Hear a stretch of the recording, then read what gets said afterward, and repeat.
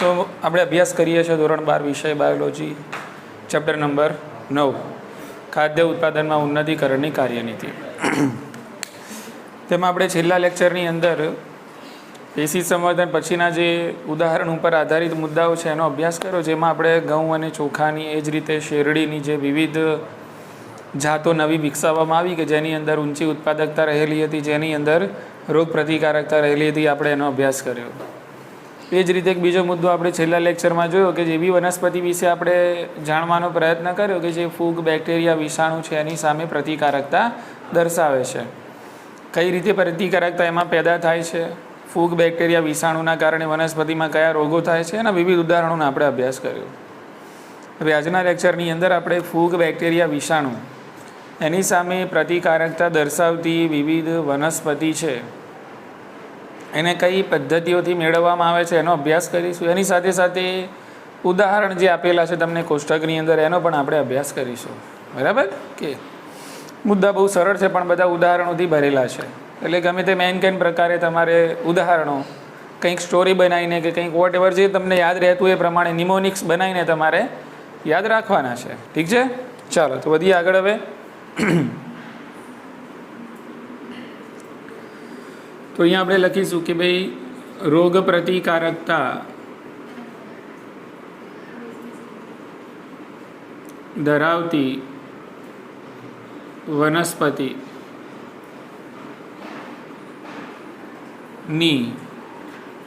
વિવિધ સંવર્ધન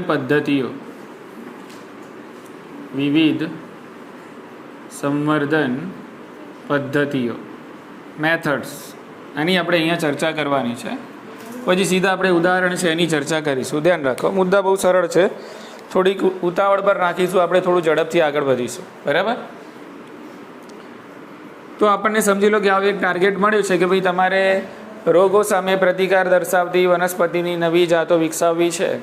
તો આપણે જે આગળનું પણ એનો આપણને આઈડિયા આવી જાય કે ભાઈ આપણે નવી જાતો વિકસાવવી છે તો આપણે વંશ પરંપરાગત જે સંવર્ધન પદ્ધતિ છે, બરાબર, વંશ પરંપરાગત સંવર્ધન પદ્ધતિ છે, આપણે એનો ઉપયોગ કરીશું. સંવર્ધન પદ્ધતિ એનો આપણે ઉપયોગ કરવામાં આવે છે.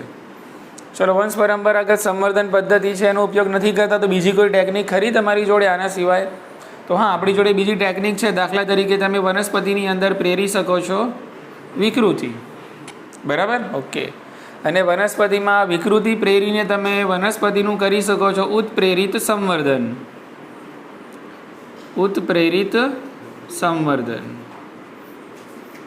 બરાબર? હવે વિકૃતિ શું છે, ઉત્પ્રેરિત સંવર્ધન શું છે, આપણે આગળના મુદ્દાઓમાં અભ્યાસ કરવાનો છે. બરાબર? ઓકે. પણ અત્યારે હાલ આપણી જોડે આ બધા ઓપ્શન છે કે જેના થકી આપણે નવી રોગ પ્રતિકારકતા ધરાવતી વનસ્પતિની નવી જાતિઓને વિકસાવી શકીએ છીએ. એટલે એક તો જૂનું અને આપણે જે ભણ્યા પ્રમાણે જે વંશ પરંપરાગત સંવર્ધન પદ્ધતિ છે એ તો કરી જ, સાથે સાથે બીજી પદ્ધતિ દાખલા તરીકે વિકૃતિ કે ઉત્પ્રેરિત સંવર્ધન છે. તો આ બધી ટેકનિક્સનો તમે ઉપયોગ કરશો, આ બધી પદ્ધતિઓનો તમે ઉપયોગ કરશો તો તમે મેળવી શકશો રોગ પ્રતિકારકતા ધરાવતી વનસ્પતિની જાત. ઠીક છે ને? ઓકે. અને એની અંદર આપણે જો વંશ પરંપરાગત સંવર્ધન પદ્ધતિનો યુઝ કરીએ છીએ તો એમાં આપણે બે મુદ્દાનો કાર્યક્રમ હોય છે એ પદ્ધતિમાં. એક તો હોય છે સંકરણ. આપણે એક શું કરાવીએ છીએ? સંકરણ. સંકરણ કોની વચ્ચે કરાવીએ છીએ? કે જેની અંદર આપણને ઈચ્છિત લક્ષણો જોવા મળે છે એવા પિતૃઓ વચ્ચે સંકરણ કરાવીએ છીએ. હા કે ના? તો એક સંકરણ થાય છે. બીજું વંશ પરંપરાગત જે સંવર્ધન પદ્ધતિ છે એની અંદર પસંદગી થાય છે. બીજું શું થાય છે? પસંદગી. એટલે આપણે આગળ ભણ્યા કે તમે પહેલાં કરાવો છો સંકરણ, સંકરણના કારણે મળે છે સંતતિ, અને સંતતિમાંથી તમે કરો છો પસંદ કે જેની અંદર તમારી લાક્ષણિકતા રહેલી છે કે નહીં. બરાબર ને? જેની અંદર ઊંચી ઉત્પાદકતા છે અથવા તો રોગ પ્રતિકારકતા છે એવી સંતતિને તમે કરો છો પસંદ અને એનું મૂલ્યાંકન કરો છો. બરાબર ને? તો આ રીતે કંઈક આપણને વનસ્પતિની નવી જાત મળતી હોય છે. ઠીક છે? ઓકે. એ જ રીતે મુદ્દામાં તમને આગળ સમજાવેલું છે, પણ હું અહીંયા લખું નહીં કારણ કે ઓલરેડી આપણે ચાલી ગયું છે, એટલે એકની એક વાર્તા ફરીથી લખવાની કોઈ જરૂર છે નહીં.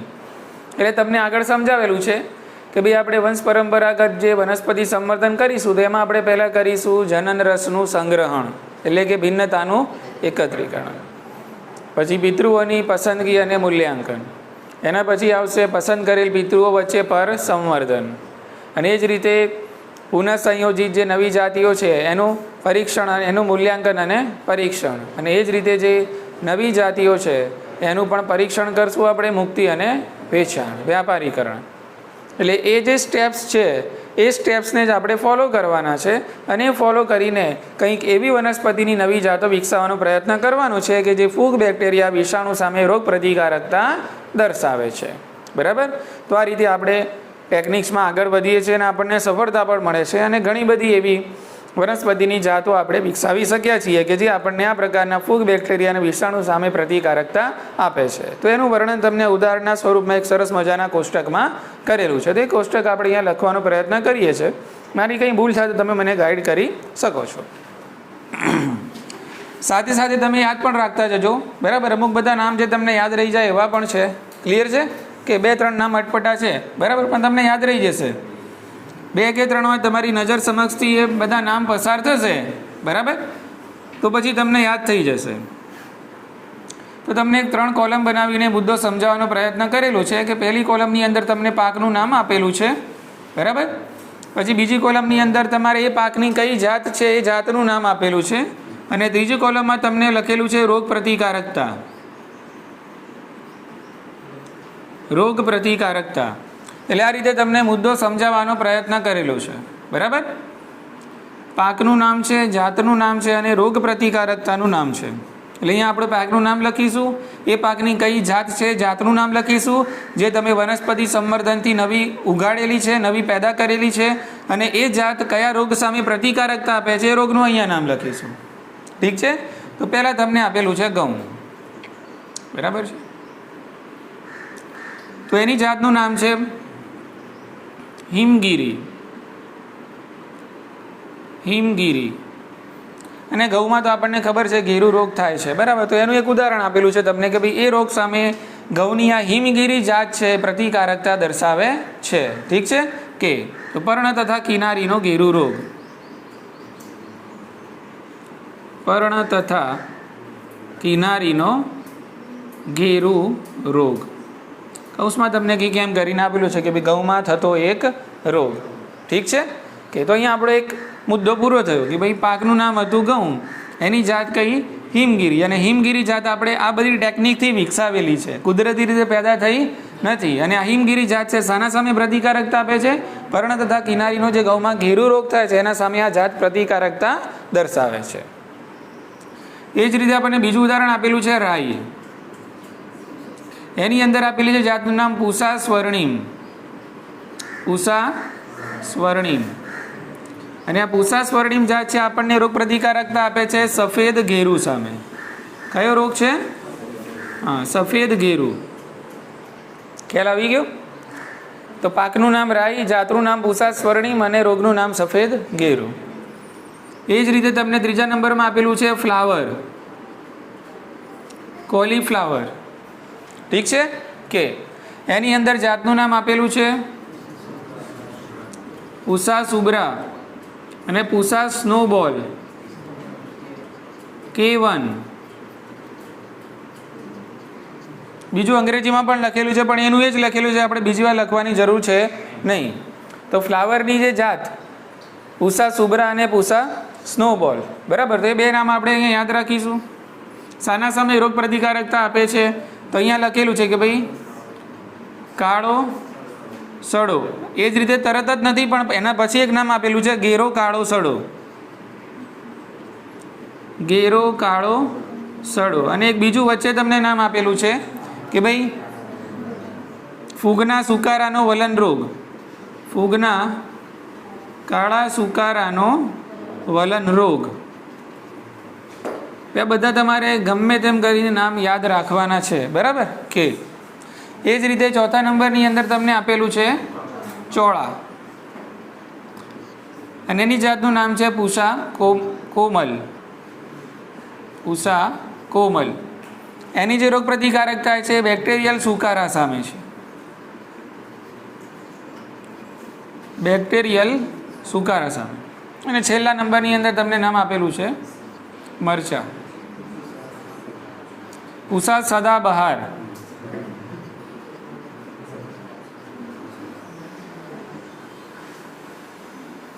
ઓકે.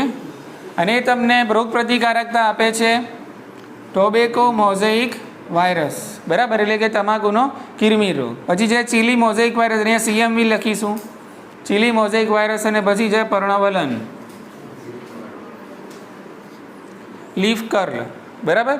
તો અહીંયા આપણો આ જે કોષ્ટક છે પૂરું થઈ ગયું. એટલે આની અંદર આપણને સમજાવવાનો પ્રયત્ન કરેલો છે કે ભાઈ વનસ્પતિ સંવર્ધનના કારણે આપણે વિવિધ પાકની આ જે અલગ અલગ જાતો છે વિકસાવવા માટે સફળ થયા છીએ કે જે આપણને વિવિધ રોગો સામે પ્રતિકારકતા બક્ષે છે. ઇઝી યાદ રહી જાય ને? આ બધું યાદ રહી જશે, ઇઝી છે, બરાબર. કે ભાઈ હિમગીરી તમે એક સ્ટોરી બનાવો તો બી તમને યાદ રહી જશે, ઠીક છે. કે ભાઈ હિમાલયની કોઈ ગિરિમાળા છે એનું નામ શું છે? હિમગીરી નામ છે. એટલે ત્યાં ગયા એટલે આપણને એકદમ અહેસાસ, સ્વર્ણિમ અહેસાસ થાય છે. કેવો અહેસાસ થાય છે? સ્વર્ણિમ અહેસાસ થાય છે. અને સવારમાં એટલે શુભ્રા, એટલે શું? સવારની અંદર, બરાબર, મસ્ત બરફ પડતો હોય છે, સ્નો બોલ, બરાબર. એટલે આપણને એક એ જે બરફ છે આપણી ત્વચા પર એટલે આપણને એક કેવો અનુભવ થાય છે? કોમલ અનુભવ થાય છે. અને સદાબહાર વાતાવરણ લાગે છે. ગમે તેમ તમે જેમ યાદ રહે એમ રાખજો યાર, ઠીક છે ને? યાદ રહી જશે. બોલો, કોઈ ડાઉટ? વધીએ આગળ. એ તો યાદ રહી જશે, પણ યાદ મેં ના રાખવાનું છે. આ યાદ રહેશે, આ યાદ રહેશે. જે યાદ રાખવાનું છે આ છે ખાસ, બરાબર. ચાલો હવે આપણે આગળ વધીએ. તો એના આગળ તમને સમજાવેલું છે આ રીતે જ. આવી જ બીજી આપણે વનસ્પતિની જાતો કે જેમાં સૂક્ષ્મજીવો સામે પ્રતિકારકતા બક્ષાય છે એ હવે કઈ મેથડથી તમે પેદા કરી શકો છો તેની અંદર હવે આપણે આ જે વિકૃતિ અને ઉત્પ્રેરિત સંવર્ધન છે એના વિશે ભણવાનું છે. કોન્સેપ્ટ શાંતિથી સમજજો, બરાબર. ઓકે, સરળ શબ્દમાં હું તમને સમજાવીશ. જો આપણે આજે વંશ પરંપરાગત સંવર્ધન કરીએ છીએ, બરાબર. દાખલા તરીકે મારે કોઈ ઘઉંની નવી જાત વિકસાવી છે. શાની? હા, ઘઉંની કોઈક નવી જાત વિકસાવી છે કે જેની અંદર રોગ પ્રતિકારકતા રહેલી હોય અને એની અંદર ઊંચી ઉત્પાદકતા રહેલી, એવી કોઈક મારે નવી જાત વિકસાવી છે. તો હું જોઈશ ઘઉંની બીજી જાતિઓ, ઘઉંની બીજી સંબંધિત જાતિઓ હોય ને એ જાતિને જોઈશ, એમાંથી એક પિતૃને હું પસંદ કરીશ, બરાબર.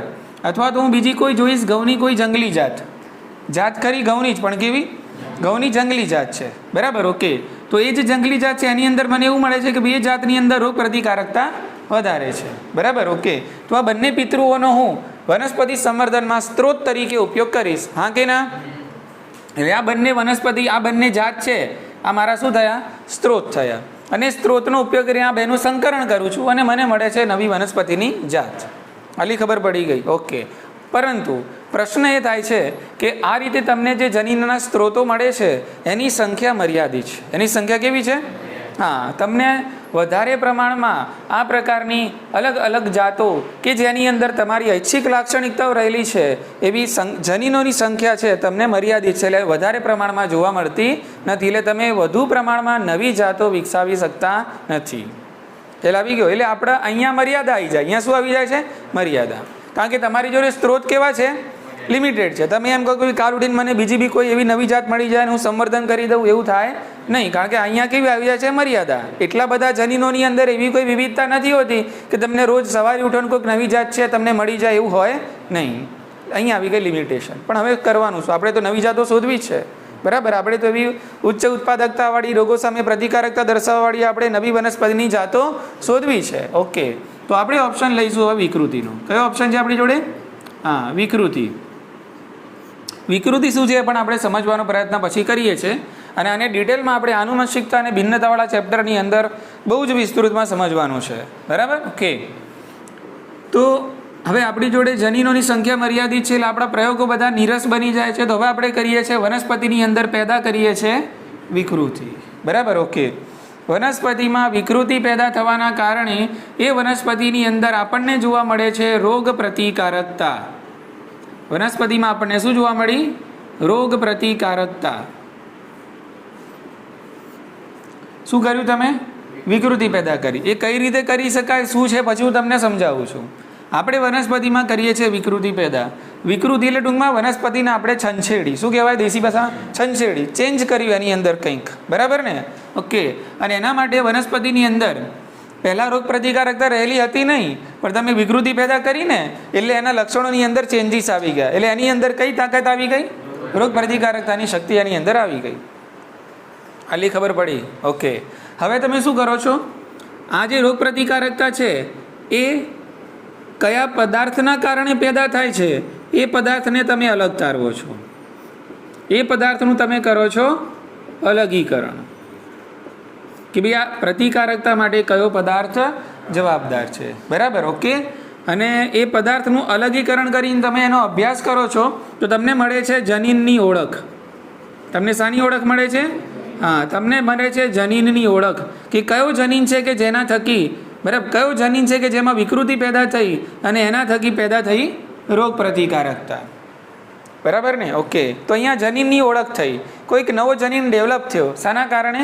વિકૃતિના કારણે, અને એના થકી વનસ્પતિમાં શું પેદા થઈ? રોગ પ્રતિકારકતા પેદા થઈ.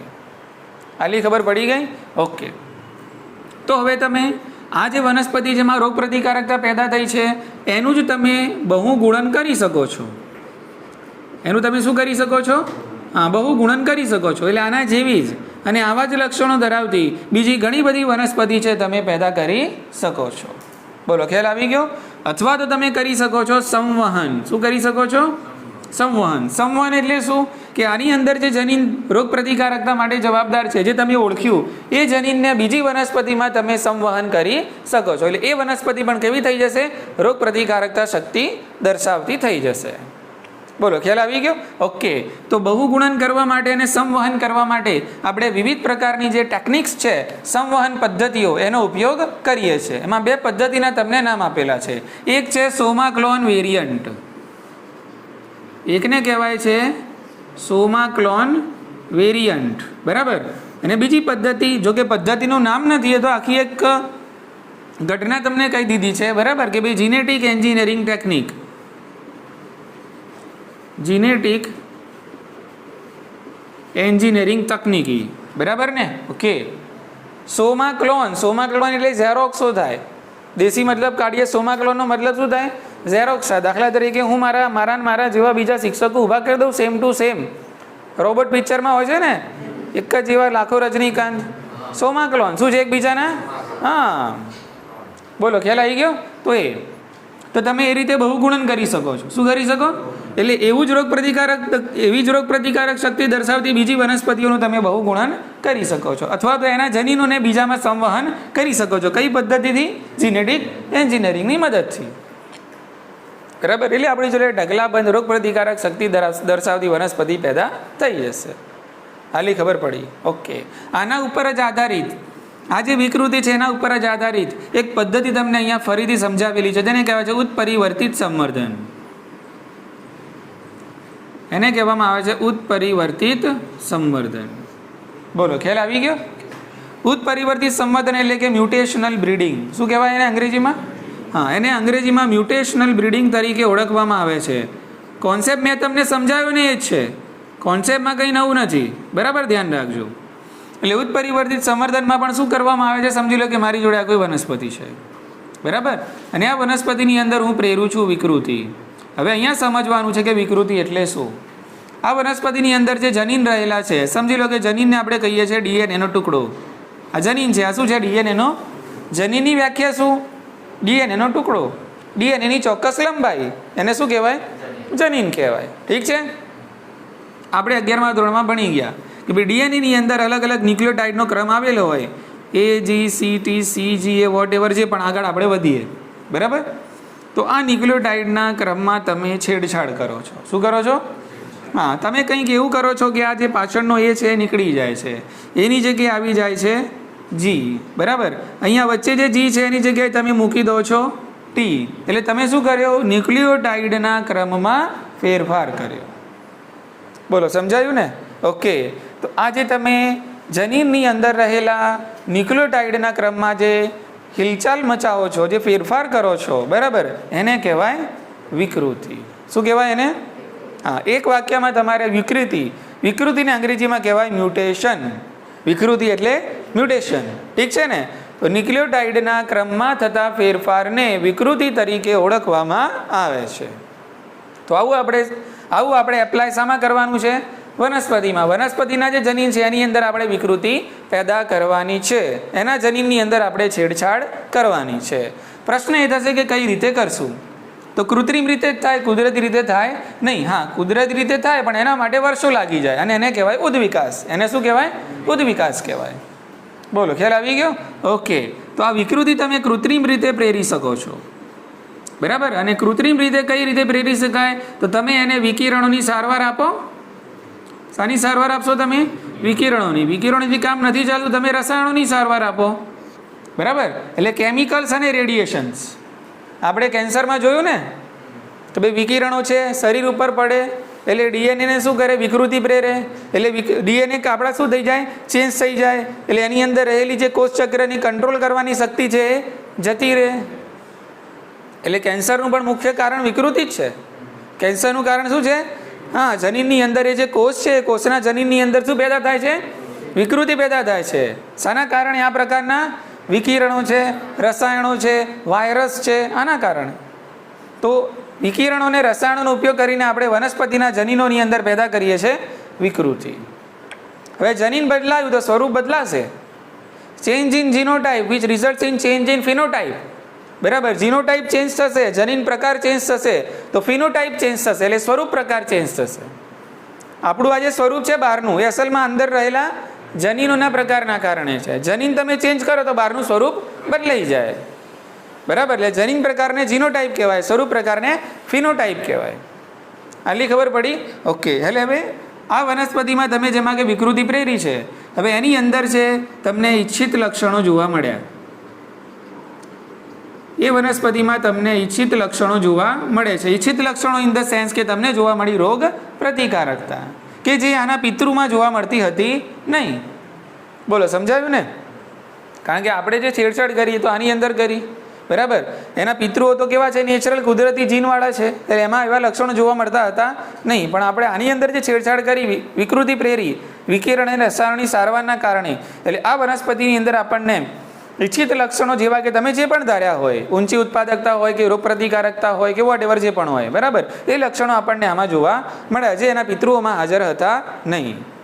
આટલી ખબર પડી? ઓકે. એટલે આ જે વિકૃત વનસ્પતિ જે પેદા થઈ, અથવા તો ઈચ્છિત લક્ષણોવાળી વનસ્પતિ જે પેદા થઈ, એનો તમે પછી આપણી આ જે પદ્ધતિ છે એમાં ઉપયોગ કરી શકો છો. આ વનસ્પતિ જે છે જેમાં તમે શું કર્યું? ચેન્જ કર્યા જનીનને, તો આ વનસ્પતિ ઈચ્છિત લક્ષણો ધરાવતી થઈ ગઈ. હવે આ વનસ્પતિને તમે અહીંયા પિતૃ તરીકે સિલેક્ટ કરી લો. ખ્યાલ આવી ગયો ને? આ વનસ્પતિને તમારે પિતૃ તરીકે એટલે કે સ્ત્રોત તરીકે અહીંયા સિલેક્ટ કરીને પછી વંશ પરંપરાગત સંકરણ કરો, કોઈ વાંધો નહીં, બરાબર ને? ખ્યાલ આવી ગયો? તો આ રીતે પણ આપણે નવી વનસ્પતિની જાતો છે વિકસાવી શકીએ છીએ. પણ આ બધી જે ટેકનિક છે એના મૂળમાં છે જનીન પરિવર્તન. શું છે? હા, આપણે જનીનમાં હરકત લાવીએ છીએ. જનીનની અંદર આપણે શું કરીએ છીએ? ચેન્જ લાવીએ છીએ, મોડિફાઈ કરીએ છીએ, બરાબર. અને એના થકી આપણને જે વનસ્પતિ પેદા થાય છે એ વનસ્પતિનો આપણે નવી વનસ્પતિની જાતો છે એ ઉત્પન્ન કરવા માટે ઉપયોગ કરીએ છીએ વિવિધ વનસ્પતિ સંવર્ધન પદ્ધતિઓમાં. Clear cut? ખ્યાલ આવી ગયો ને? તો આ રીતે આપણે પ્રયોગો કર્યા અને તમને આના થકી એક ઉદાહરણ સમજાવેલું છે કે ભાઈ મગ. શાનું ઉદાહરણ છે? મગ. તો આપણે મગની એવી જાત આના કારણે વિકસાવી શક્યા છીએ કે આ મગની જાત છે તમને yellow mosaic virus. Yellow mosaic virus અને બીજું તમને આપેલું છે પાવડરી મિલ્ડ્યુ. આના સામે પ્રતિકારકતા આપે છે. ઉત્પરિવર્તિત સંવર્ધનનું એક ઉદાહરણ ધ્યાન રાખજો. મોસ્ટ આઈએમપી મગનું. કયું છે? મગનું ઉદાહરણ, બરાબર.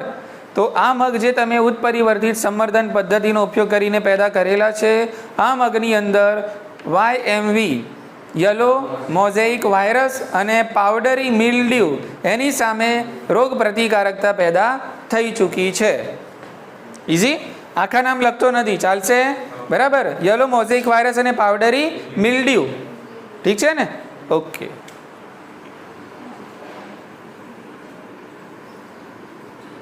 ચાલો, હવે આપણે આગળનો એક કોન્સેપ્ટ સમજી લઈએ.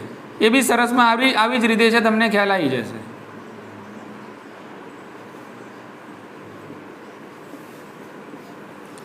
ઓકે.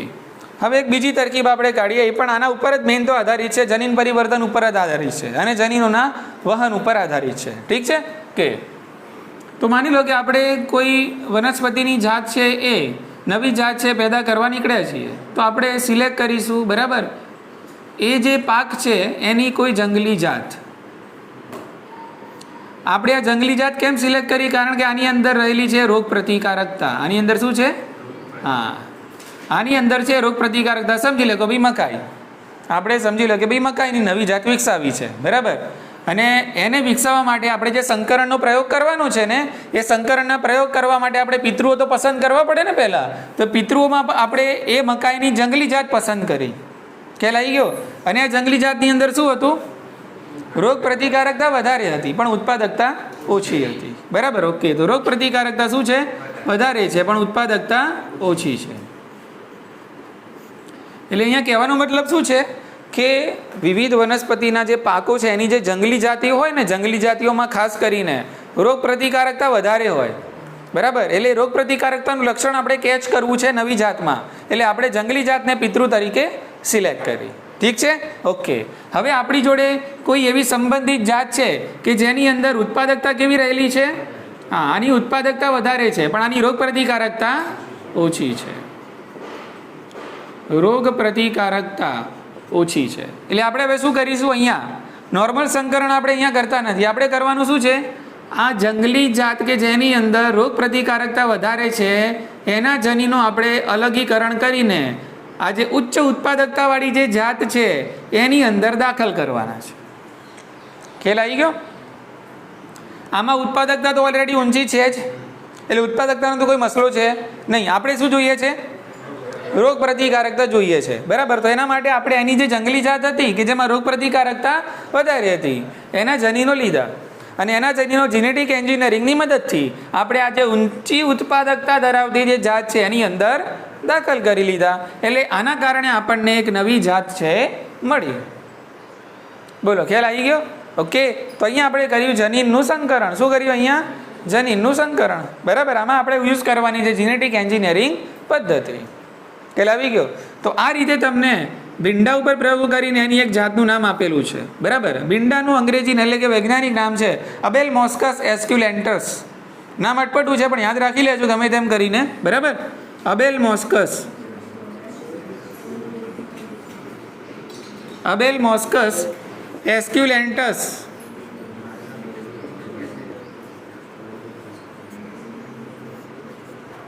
ઓકે, એટલે આપણે શું કરવું હતું? અબેલમોસ્કસ એસ્ક્યુલેન્ટસ આ ભીંડાની જે જાત હતી એની ઉત્પાદકતા તો વધારે હતી પણ એની અંદર રોગ પ્રતિકારકતા હતી નહીં, એટલે આપણે એની શોધી જંગલી જાત. શું શોધી? હા, એટલે ભીંડાની જે જંગલી જાત હતી એ જંગલી જાતમાંથી એના જનીનો જે ઉચ્ચ ઉત્પાદકતાવાળી જાત હતી એની અંદર દાખલ કરી દીધા. એટલે આપણને ભીંડાની એક નવી જાત મળી જેની અંદર ઊંચી ઉત્પાદકતા પણ છે અને રોગ પ્રતિકારકતા પણ છે. પણ અહીંયા નામ યાદ રાખવાનું, ભીંડાનું વૈજ્ઞાનિક નામ છે અબેલમોસ્કસ એસ્ક્યુલેન્ટસ, બરાબર. અને આને કહેવાય છે પરભાણી ક્રાંતિ.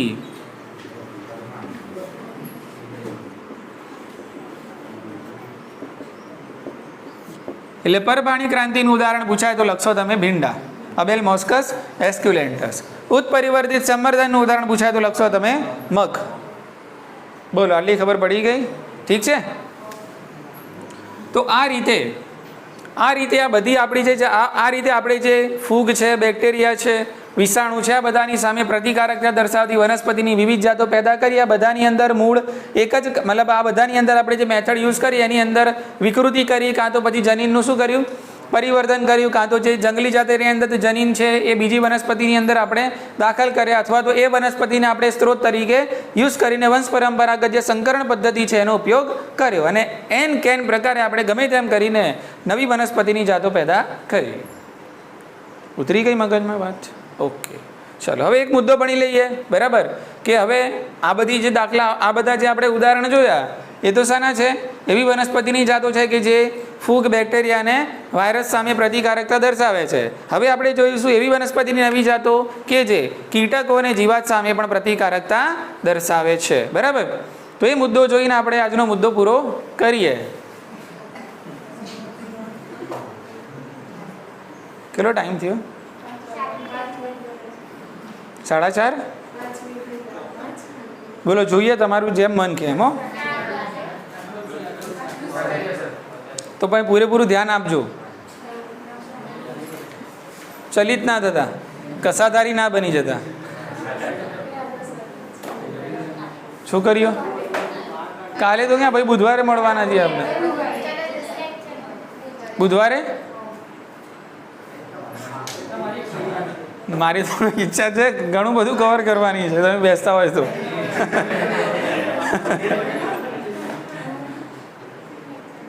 બોલો ભાઈ, બોલો ફટાફટ.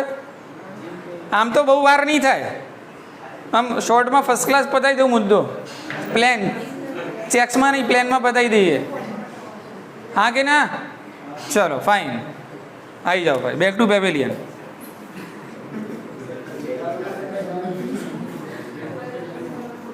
આટલામાં પતાવી દઈએ. ઓકે, તો આપણે હવે એવી વનસ્પતિની વિવિધ જાતો છે વનસ્પતિ સંવર્ધનની મદદથી વિકસાવવાની છે કે જે કોના સામે પ્રતિકારકતા આપે છે? કીટકો છે, જીવાત છે, એની સામે પ્રતિકારકતા આપે છે. આપણે જાણીએ છીએ પ્રમાણે ભાઈ કીટકો, જીવાત છે એ પણ વનસ્પતિના પાકને નુકસાન પહોંચાડી શકે છે. ઠીક છે, ઓકે, જેના કારણે એની ઉત્પાદકતા ઓછી થાય છે. પણ ઘણીવાર આપણને એવું પણ જોવા મળ્યું છે કે આપણી જોડે જે વનસ્પતિ છે એમાં કુદરતી રીતે જેવા લક્ષણો પેદા થાય. વનસ્પતિમાં કેવી રીતે? ઓટોમેટિકલી કુદરતી રીતે જ ઘણા એવા લક્ષણો પેદા થાય છે કે જેના થકી એ વનસ્પતિ છે એને કીટકો અને જીવાત નુકસાન પહોંચાડી શકતી નથી. સમજી ગયા કે નહીં? ઓકે, તો આપણે જે વનસ્પતિ છે એને નામ આપીએ છીએ યજમાન વનસ્પતિ. શું કહીએ છીએ આપણે? ઓકે, એને આપણે કહીશું યજમાન વનસ્પતિ. તો આ યજમાન વનસ્પતિ જે છે, બરાબર, આ યજમાન વનસ્પતિની અંદર કંઈક એવા ફેરફારો થાય છે. દાખલા તરીકે એના બાહ્યાકાર સ્વરૂપની અંદર ફેરફારો. કયા સ્વરૂપમાં? હા, બાહ્યાકાર સ્વરૂપ એટલે એનું રંગરૂપ, એનો પર્ણનો આકાર, એનું પ્રકાંડ કંઈક એવું બદલાશે જેના કારણે કીટકો અને જીવાત છે એની સામે ફરકશે નહીં. બરાબર, એનું રંગરૂપ ચેન્જ થાય. ખ્યાલ આવી ગયો? એટલે બાહ્યાકાર સ્વરૂપ ચેન્જ થાય. બરાબર, ઓકે. એ જ રીતે બીજો મુદ્દો છે જૈવ રાસાયણિક. તો એ વનસ્પતિની અંદર એવા રસાયણો પેદા થાય, એવી જૈવ રાસાયણિક પ્રક્રિયાઓ પેદા થાય અને એના કારણે એવા રસાયણો પેદા થાય જેના થકી કીટક જીવાત છે એને નુકસાન કરી શકે નહીં. અને ત્રીજો મુદ્દો છે પણ એ આના અથવામાં છે, દેહ ધાર્મિક લક્ષણો. કયા લક્ષણો? હા, બરાબર, એટલે બાહ્યાકાર સ્વરૂપીય લક્ષણો, જૈવ રાસાયણિક અને દેહ ધાર્મિક. બરાબર, તો આ પ્રકારના ચેન્જીસ વનસ્પતિની અંદર થતા હોય છે કુદરતી રીતે. કઈ રીતે? અને જેના કારણે કુદરતી રીતે જે વનસ્પતિને આ બધી કીટક અને જીવાત છે નુકસાન પહોંચાડી શકતી નથી. આટલી ખબર પડી ગઈ? ઓકે, હવે આના ઉદાહરણ મળી લઈએ ફટાફટ. બરાબર, ઓકે. તમને એક પહેલું ઉદાહરણ આપેલું છે કે ભાઈ કેટલીક વનસ્પતિમાં રોમમય પર્ણો જોવા મળે. કેવા પર્ણો? કેટલીક વનસ્પતિમાં રોમમય પર્ણો જોવા મળે છે. એમાં એક ઉદાહરણ તમને આપેલું છે કપાસ. કયું છે? હા, અને બીજું ઉદાહરણ તમને આપેલું છે ઘઉં. બરાબર, તો કપાસની અંદર તમને જેસીડ સામે રક્ષણ મળે છે. શાના સામે? જેસીડ સામે રક્ષણ મળે છે. અને ઘઉંની અંદર તમને ધાન્ય પર્ણ ભૃંગ કીટકો સામે રક્ષણ મળે છે. મુદ્દો સમજો, બહુ સરળ છે. ધાન્ય પર્ણ ભૃંગ કીટકો.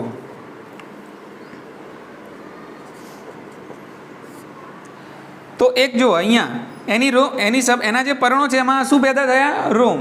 એટલે પર્ણની અંદર કંઈક ચેન્જીસ આવ્યો એટલે કયું લક્ષણ કહેવાય? બોલો, ખ્યાલ આવી ગયો ને? ઓકે, એટલે કેટલીક વનસ્પતિમાં આવા પર્ણો પેદા થાય. એમાં ઉદાહરણમાં આપણે એક કપાસનું અને બીજું ઘઉંનું યાદ રાખવાનું છે. ખ્યાલ આવી ગયો? ઓકે, ચલો. એ જ રીતે બીજું ઉદાહરણ પાછું ઘઉંમાંથી જ લેવાનું. કયું? ઘઉંમાંથી જ. બરાબર, ઓકે. તો ઘઉંની અંદર એક પ્રકારનું વિશિષ્ટ પ્રકાંડ પેદા થાય છે. ઘઉંના વિશિષ્ટ પ્રકાંડ, અને એ પ્રકાંડના કારણે એની અંદર સ્ટેમ્સ ઓફ ફ્લાય છે નજીક આવી શકતી નથી. એટલે એને શાનાથી રક્ષણ મળે છે? Stems of fly. સ્ટેમ એટલે પ્રકાંડ અને સો ફ્લાય એટલે એ નામ છે જીવાતનું. બરાબર, ઓકે. સો ફ્લાય, સ્ટેમ એટલે પ્રકાંડ અને સો ફ્લાય એનું નામ છે. ઠીક છે કે? તો ઘઉંની અંદર રહેલા વિશિષ્ટ પ્રકાંડની રચનાને કારણે સ્ટેમ્સ ઓફ ફ્લાય છે એની નજીક આવી શકતી નથી. એટલે ટૂંકમાં સ્ટેમ્સ ઓફ ફ્લાયથી એને રક્ષણ મળે છે. 2 મિનિટ શાંતિ રાખશું.